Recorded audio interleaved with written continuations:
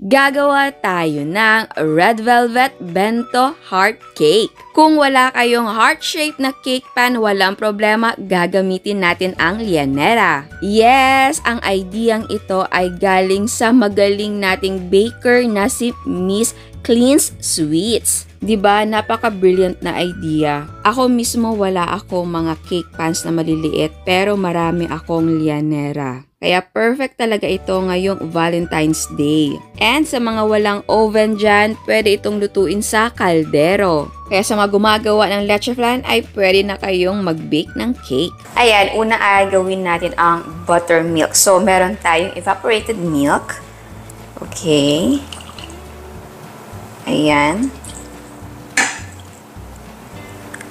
Okay. Tapos ay maglagay tayo ng white vinegar. So, ito ay dato puti or kahit anong brand pwede.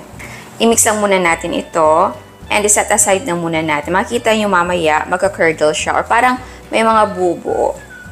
Next naman ay i-mix natin yung ating mga dry and wet ingredients sa ating bowl. So, meron tayo ditong all-purpose flour.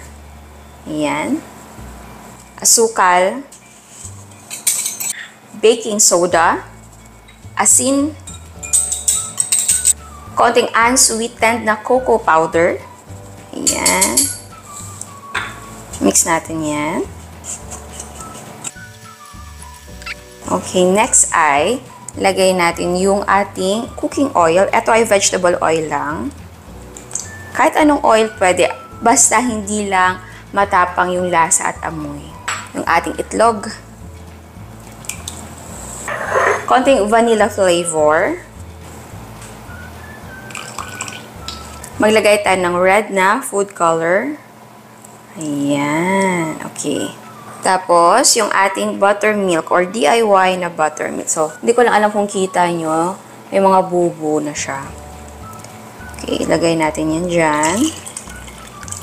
Ayan. Tapos, i-mix natin ito ng mabuti. Ayan. Eto na siya. Okay. Dahil wala akong mga maliliit na heart shape na pan, so ang gagamitin natin ay etong mga Llanera. Nakuha ko ang idea nito kay Miss Clean's Sweet. Dahil ang gamit niya para may heart shape siya na cake ay mga Llanera. So, perfect sa akin na eto ang gamitin dahil wala akong maliliit na mga cake pans at wala akong maliliit na mga bilog na, kasi pwede din bilog. Pwede mo siyang i-shape into heart, basta ika-cut mo lang siya. Ganun din gagawin natin sa Llanera.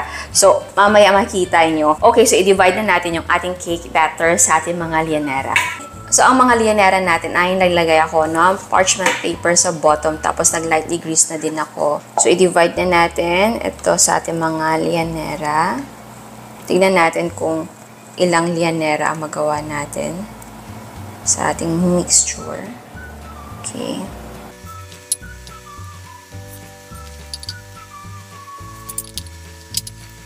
Ayan. So, ito yung ating improvised oven. Malaking kaldero. Again, malaki yung gamit ko para kasya yung ating mga Llanera. So, 4 yung nagawa natin.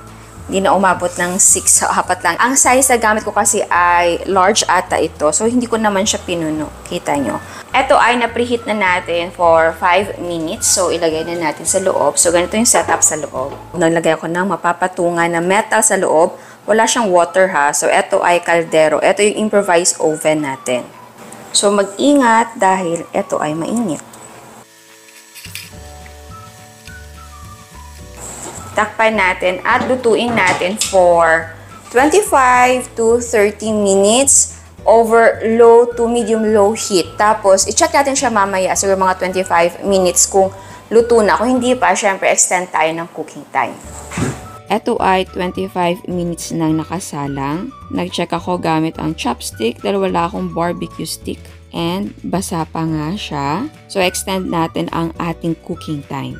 And after 10 minutes ay nag-check tayo ulit. And ayan, hindi na po siya basa. May mga few moist crumbs sa kakapit. Luto na yan. So, hanguin natin ito at palamigin. Okay, so ito yung ating mga cakes. Pinapalamig lang natin siya completely. So, habang pinapalamig natin yan, ay gawin natin yung ating frosting. So, ang gagawin kong frosting ay may cream cheese. Pero kalahati lang ng cream cheese ang gagamitin natin. Ayan. So, hatiin natin ito. Ang cream cheese natin ay softened sa room temperature. Ayan. Tapos ay i-mix lang natin ito until maging creamy siya.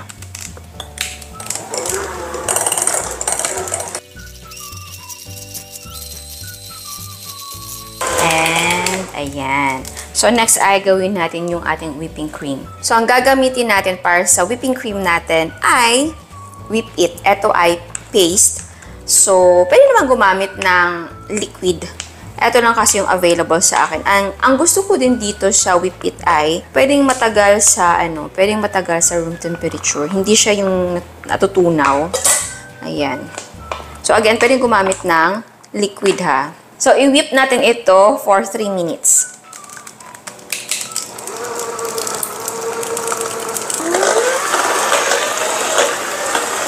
Ayan. Okay, so i-scrape na muna natin para nasa gitna lahat ng ating cream. Next naman ay maglagay tayo ng 5 tablespoon ng cold water. So, 1, 2, 3, 4, 5. Tapos, i-whip natin ito for 5 minutes.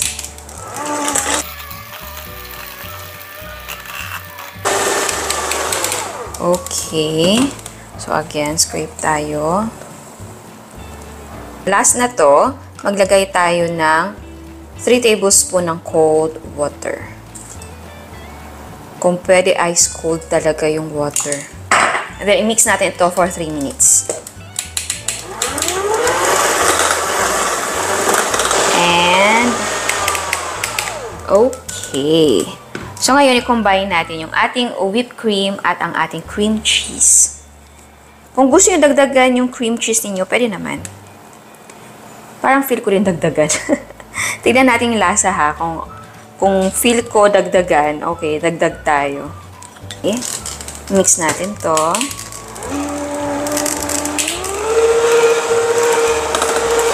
Okay. Tikman natin. Kung kailangan ko magdagdag ng cream cheese.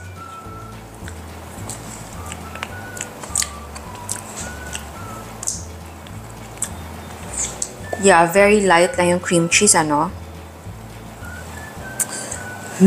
Sige, magdagdag tayo ng cream cheese. So, ayan, nag-beat pa ako ng kalahati ng ating cream cheese, yung naiwan. Ito siya. So, 1 bar talaga ng cream cheese ang nagamit natin dito. Tapos, i-mix natin ito ng mabuti. Tapos, i-cut natin yung dome ng ating cake. Okay, nasa gagawin natin ay i-cut natin yung dome.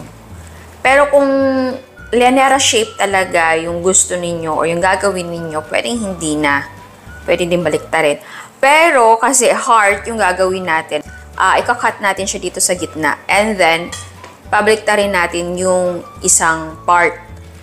So, ang mangyayari, kung hindi natin siya i-cut, yung isa ay may nakaumbok, yung isa flat. So, hindi maganda. So, i-cut natin siya. Okay, so nakat na natin. Yung iba naman.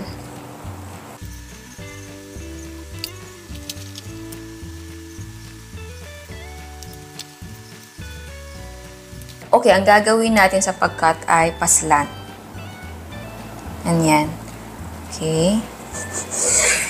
Tapos ay babalik na rin natin yung isa. Ganyan siya. Ayan. O di may heart ka na. O. Kita nyo? Ganyan. O, napakagandang idea, diba? So, thank you, Miss Clean Sweet. Hi! Okay, mag-assemble tayo ng cake. Maglagay muna tayo ng konting frosting sa ilalim. Okay, o nga pala. Pwede kang gumamit ng iba, like cake board. Tapos, lagyan din natin ng frosting yung kalahati para maidikit natin silang dalawa. Ayan. Okay. Ayan, so idikit natin siya ha. Okay. Kung gusto nyo magbawas dito para mas ma-emphasize, pwede naman. Tapos, lagay tayo ng palaman. Dahil, 2 layers yung gagawin natin. Kung gusto nyo na isang layer lang, walang problema. Ito kasi, para may height yung ating minimalist na cake. Tapos, patong tayo ng isa pang layer. And then, i-frost natin ang whole cake.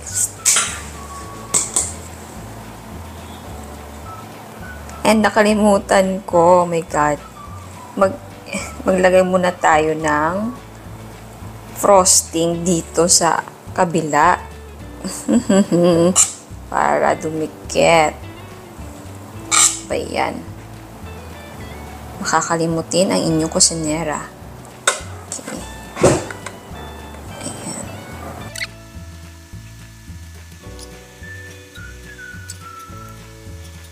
Ayan. Tapos maglagay tayo ng decoration. Okay, eto ay optional. Gawin natin crumbs yung dome na kinuha natin sa cake para pang-dekorasyon natin sa ating cake. Tapos ay ididikit natin siya dito sa gilid ng ating cake.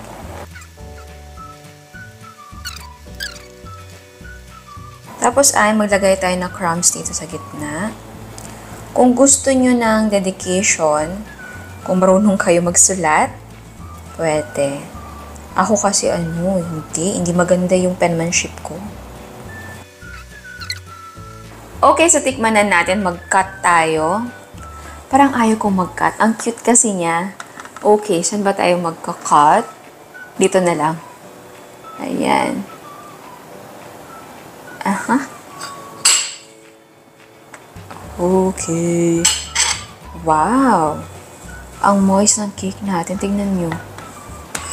Ayan, oh. Ayan siya, oh. Diba? Ah!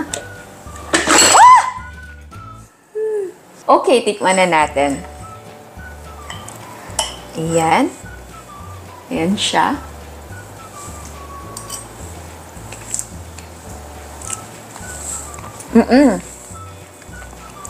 Lasang-lasa na si cream cheese. Kanina, very, very, very light na yung cream cheese na lasahan ko. Pero eto, and hindi nakakaumay dahil may whipped cream tayo nilagay. Again, pwedeng gumamit ng ibang whipping cream. Liquid or yung mga favorite nyo na whipping cream, pwedeng i-combine mo yung cream cheese doon. And yung cake natin, napaka-moist. O diba, sa kaldero lang natin iniluto, pero ang cute ng cake natin. Kung gusto nyo na steam, yes po, pwede sa steam natin lutuin yung cake.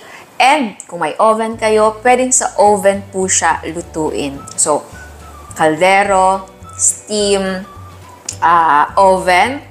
Wala ka ng ibang rason na hindi ka pwedeng gumawa ng cake. Dahil pwede kahit ano, di ba? Again, yung idea na paggawa ng heart shape na cake gamit ang lianera na molde ay kay Cleans Sweet. Ayan, di ba? Ang galing. So, salamat Cleans Sweet sa pagbahagi mo ng idea mo kung paano gumawa ng heart shape gamit ang lianera na molde. So, ayan, sana gustuhan niyo ang recipe natin ngayon. Ciao!